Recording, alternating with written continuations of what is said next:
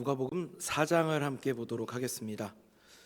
누가복음 4장 16절부터 21절까지 말씀입니다. 누가복음 4장 16절부터 21절까지 말씀입니다. 우리 다 한 목소리로 함께 합독하도록 하겠습니다. 누가복음 4장 16절부터 21절까지 말씀입니다. 합독하겠습니다. 예수께서 그 자라나신 곳 나사렛에 이르사 안식일에 늘 하시던 대로 회당에 들어가사 성경을 읽으려고 서심해 선지자 이사야의 글을 들이거늘 책을 펴서 이렇게 기록된 데를 찾으시나니 곧 주의 성령이 내게 임하셨으니 이는 가난한 자에게 복음을 전하게 하시려고 내게 기름을 부으시고 나를 보내사 포로된 자에게 자유를 눈먼 자에게 다시 보게 함을 전파하며 눌린 자를 자유롭게 하고 주의 은혜의 해를 전파하게 하려 하심이라 하였더라. 책을 덮어 그 맡은 자에게 주시고 앉으시니 회당에 있는 자들이 다 주목하여 보더라. 이에 예수께서 그들에게 말씀하시되 이 글이 오늘 너희 귀에 응하였느니라 하시니 아멘. 오늘 예수님께서 당신의 고향 나사렛에서 회당에 가셔서 늘 하시던 대로 안식일에 성경을 읽으십니다. 그런데 읽으신 그 구절을 보니까 이사야의 글이라고 소개하고 있는데 이사야 61장에 나오는 말씀입니다. 그리고 이 말씀을 읽으신 후에 예수님께서 오늘 이 글이 너희들 귀에 응하였다 이렇게 말씀을 하세요. 이게 무슨 이야기냐면 오늘 이루어졌다 이런 뜻입니다.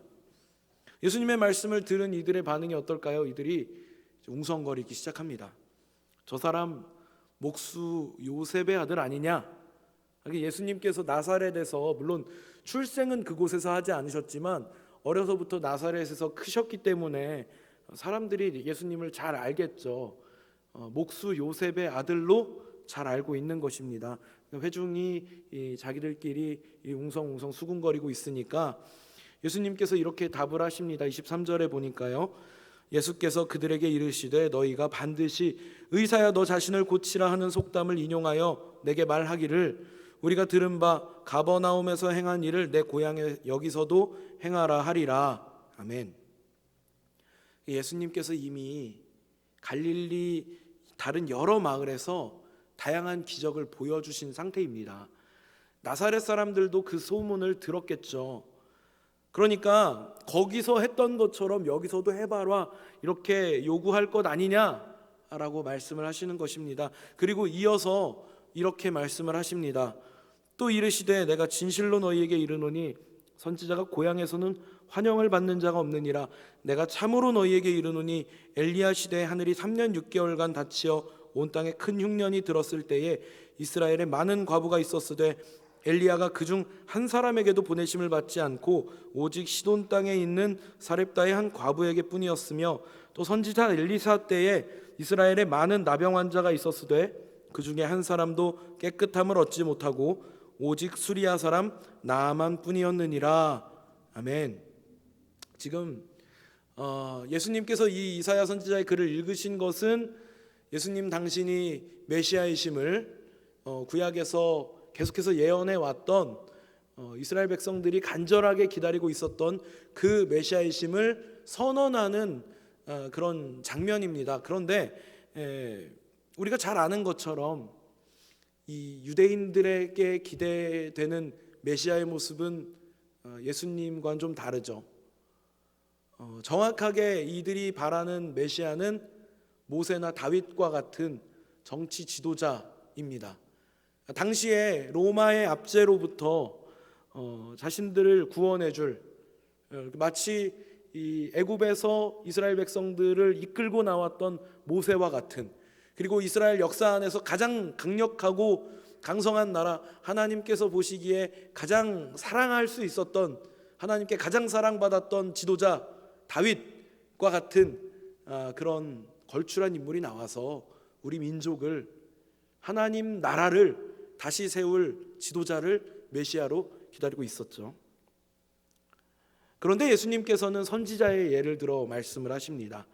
이 선지자들을 돌아보면 대부분 고단한 삶을 살아요. 어떤 부분에서 고단하냐면 자기 백성에게 사랑받지 못합니다. 선지자들은 하나님의 말씀을 전하죠. 그런데 대중이 하나님의 말씀을 좋아하지 않습니다. 선지자가 전하는 말에 귀를 기울이려고 하지 않아요. 구약의 이스라엘은 제사 중심의, 성전 중심의 신앙을 가지고 있는 나라였습니다.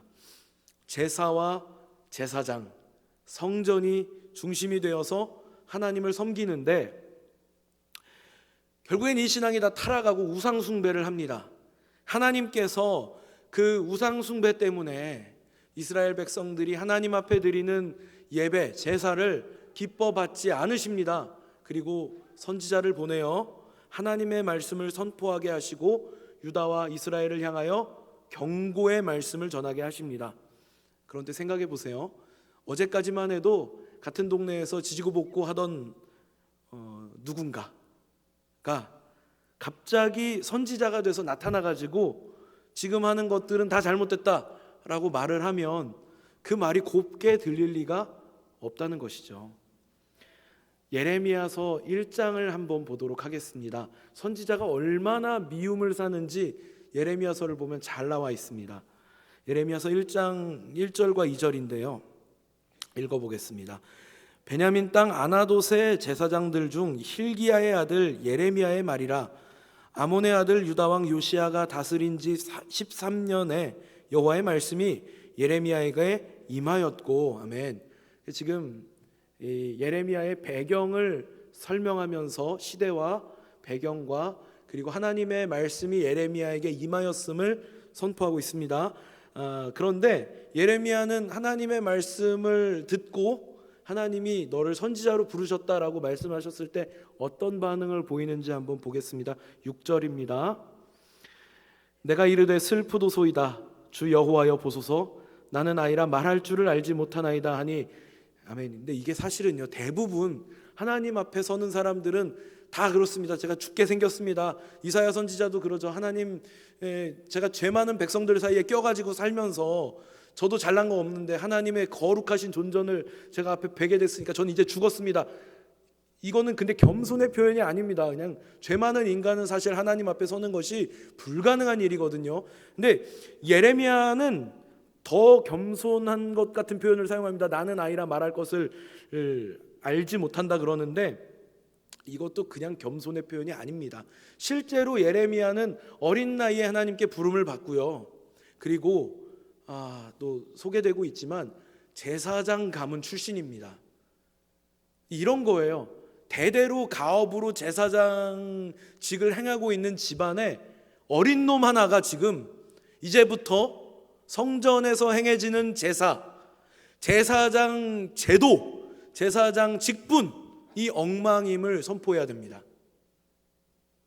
집안의 어른이 다 모아놓고 권위로 모아놓고 자, 내 얘기 좀 들어봐라 하는 게 아니고요. 새파란 젊은 청년이 집안의 어른들을 불러놓고 이제 손가락질 해야 되는 거예요.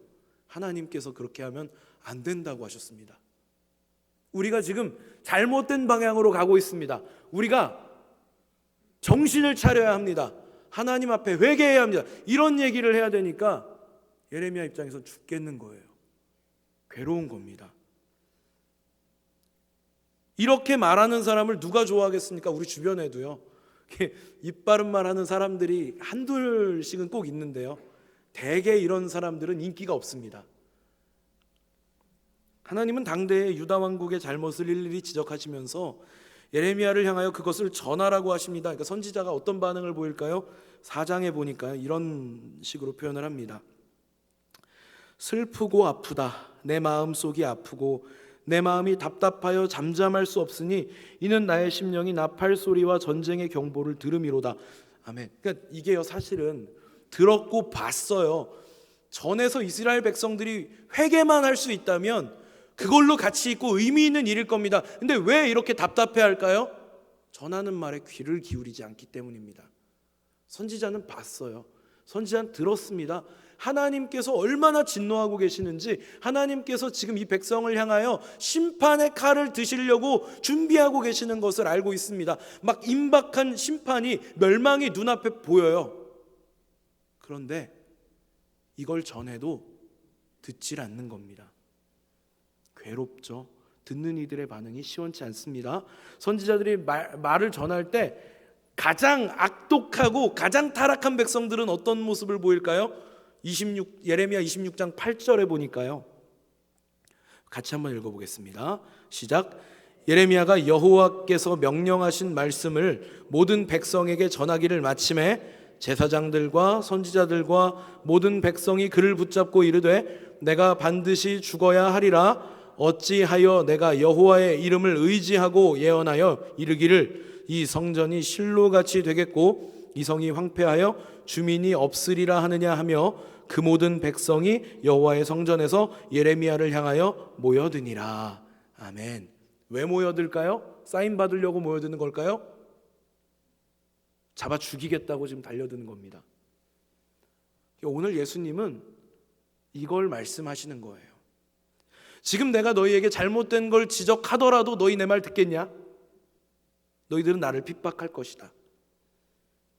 나는 너희가 원하는 그런 모습의 메시아가 아니다. 나는 세상의 죄 문제를 해결하러 온 메시아이다. 이 죄로 가득한 세상은요, 성경은 어두운 곳이라고 표현합니다. 이 어두운 곳에서 우리는 예수님이 빛이 되어 주시지 않으면 길을 찾을 수 없습니다. 본질을 볼 능력이 없습니다. 이사야 선지자는 이사야서 9장에서 메시아를 이렇게 소개합니다. 전에 고통받던 자들에게는 흑암이 없으리로다. 옛적에는 여호와께서 스불론 땅과 납달리 땅이 멸시를 당하게 하셨더니 후에는 해변길과 요단 저쪽에 이방의 갈릴리를 영화롭게 하셨느니라. 흑암에 행하던 백성이 큰 빛을 보고 사망의 그늘진 땅에 거주하던 자에게 빛이 비치도다. 아멘. 흑암이 가득하던 땅에 사망의 골짜기에 살던 이들에게 드디어 빛이 비추기 시작을 합니다. 요한은 이 빛을 이렇게 증언합니다. 참 빛 곧 세상에 와서 각 사람에게 비추는 빛이 있었나니 그가 세상에 계셨으며 세상은 그로 말미암아 지은 바 되었으되 세상이 그를 알지 못하였고. 이 어둠이 뭘 말할까요? 팀 켈러 목사님이 이 시대가 잃어버린 이름 예수라고 하는 책에서 성경에서 말하는 어둠은 악과 무지를 말한다고 했습니다.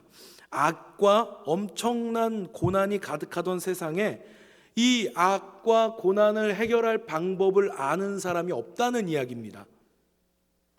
예수님이 태어나시던 당시는 어떨까요? 폭력과 불의와 권력 남용과 가난과 압제와 압제에 놓인 이들과 압제를 피하기 위해서 도망치던 난민들, 끊임없는 절망과 슬픔의 시대입니다. 2000년이 지난 오늘 우리의 삶은 어떨까요? 우리의 삶은 2000년 전보다 조금은 나아졌을까요? 그러나 지금도 세상은 예수님 대신에 인간의 힘으로 할 수 있다고 말합니다. 그리고 끊임없는 고난과 불의와 폭력과 권력남용과 가난과 압제와 압제 가운데 놓인 이들과 그 압제를 피하기 위해 도망치는 피난민들, 끊임없는 절망과 슬픔이 계속되고 있는 세상이죠. 그런데 이런 문제를 해결할 방법이 없는 겁니다. 예수님께서는 이 문제를 해결하시기 위하여서 이 땅에 오셨습니다. 사람들도 이 문제를 해결해 줄 메시아가 오기를 기다리고 있어야 했는데요. 그런데 이들은 예수님이 오셨을 때 환영하지 않습니다. 요한복음 1장에 보면요, 세례 요한이 이 오실 예수님을 증언하는 장면이 나오는데요. 요한복음 1장 22절을 보니까요, 또 말하되 누구냐 우리를 보낸 이들에게 대답하게 하라. 너는 내게 대하여 무엇이라 하느냐.